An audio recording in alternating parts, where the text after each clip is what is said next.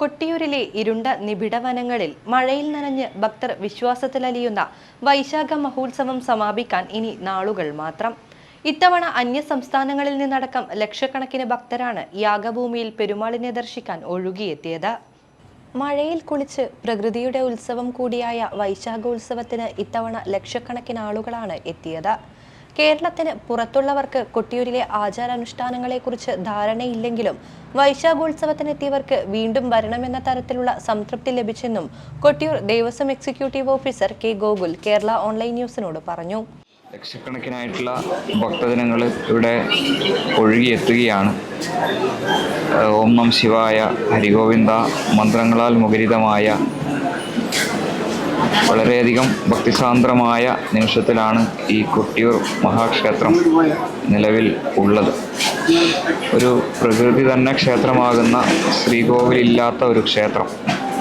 മഴയും പുഴയും കാടും എല്ലാം ഒത്തുചേർന്ന ഒരു ക്ഷേത്രം, പ്രകൃതിയുടെ ഒരു ക്ഷേത്രമാണ് ശ്രീ കൊട്ടിയൂർ മഹാദേവ ക്ഷേത്രം.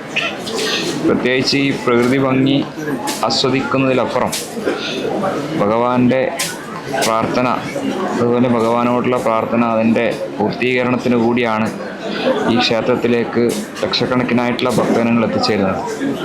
കേവലം കേരളത്തിലെ ഐതിഹ്യങ്ങളും ആചാരങ്ങളൊക്കെ അറിയാമെങ്കിലും കേരളത്തിന് പുറത്തുള്ള ആളുകൾക്ക് ഇതിനെക്കുറിച്ച് വലിയ ധാരണകളൊന്നുമില്ല. എന്നാൽ പോലും ഈ ക്ഷേത്രത്തിൽ ഒരു തവണ എത്തിച്ചേരുന്ന ഒരു ഭക്തന് വീണ്ടും വീണ്ടും എത്തിച്ചേരണം എന്ന് തോന്നുന്ന രീതിയിലുള്ള ഒരു മാനസികമായ ഒരു സംതൃപ്തി ഓരോ ഭക്തനും ഇവിടെ നിന്ന് ലഭിക്കുന്നുണ്ട് എന്നുള്ളതാണ് വീണ്ടും വീണ്ടും ഭക്തജനങ്ങൾ കൂടുതലായി വരാൻ വേണ്ടിയിട്ടുള്ള കാരണം.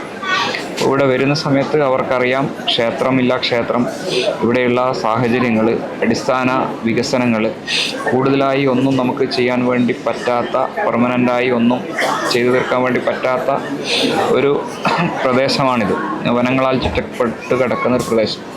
പക്ഷേ എങ്കിൽ കൂടി ഭക്തജനങ്ങൾക്ക് വേണ്ട അടിസ്ഥാന സൗകര്യങ്ങൾ ഒരുക്കുന്നതിൽ ദേവസ്വം എപ്പോഴും പ്രതിജ്ഞാബദ്ധരാണ്.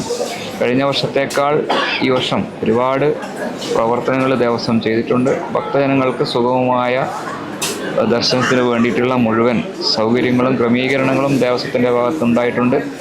അതുകൊണ്ട് തന്നെയാണ് കഴിഞ്ഞ വർഷത്തേക്കാൾ കൂടുതൽ ആളുകളെ ഇവിടെ ഉൾക്കൊള്ളിക്കാൻ വേണ്ടി പറ്റിയതും അതിന് വലിയ ഒരു പോരായ്മയോ പ്രശ്നങ്ങളോ ആരും പറയാതെ എല്ലാ രീതിയിലും മാനേജ് ചെയ്തു കൊണ്ടുപോകുന്ന ഒരു സാഹചര്യമാണ് നിലവിലുള്ളത്. ഒരു പരാതിക്കും ഇടയില്ലാത്ത രീതിയിലാണ് ഈ ഉത്സവം കൈകാര്യം ചെയ്തു പോകുന്നത്. ആർക്കും ഒരു ആക്ഷേപമില്ല.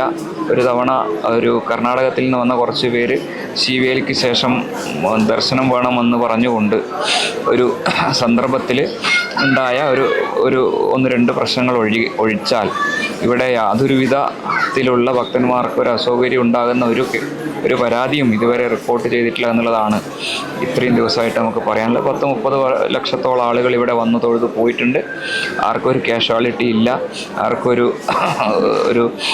ഇതെന്തെങ്കിലും മാനേജ്മെൻറ്റ് മോശമാണ് എന്ന് പറയാനില്ല. അതുകൊണ്ട് തന്നെ ദേവസ്വം വളരെ ഗൗരവപരമായി ഭക്തനെ ഒരുക്കേണ്ട എല്ലാവിധ പ്രാഥമിക സൗകര്യങ്ങളും ഈ വർഷത്തെ വൈശാഖ മഹോത്സവത്തിനായി ഒരുക്കിയിട്ടുണ്ട് എന്നുള്ള കാര്യത്തിൽ യാതൊരു സംശയവുമില്ല.